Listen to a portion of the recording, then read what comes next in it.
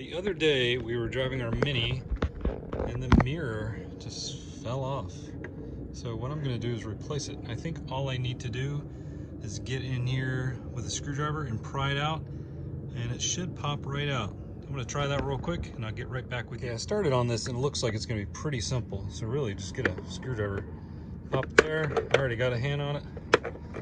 And looks like we can just pull it out. There we go.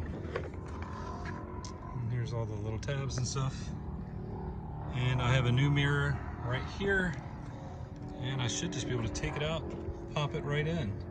And that could be one of the quickest fixes I've ever done. To attempt to line this up and then put it in. We'll see how it goes here.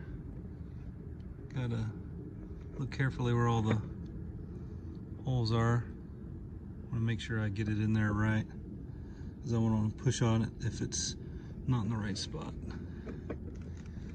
All right, just 1 second. Well, there you have it. It was really simple. So really you just go in here and pry out the old mirror, and then just look behind it while you're placing the new one on. Put the tabs in the right place, pop it on, you'll hear it click, and you are good to go. Anyway, I hope this helped out.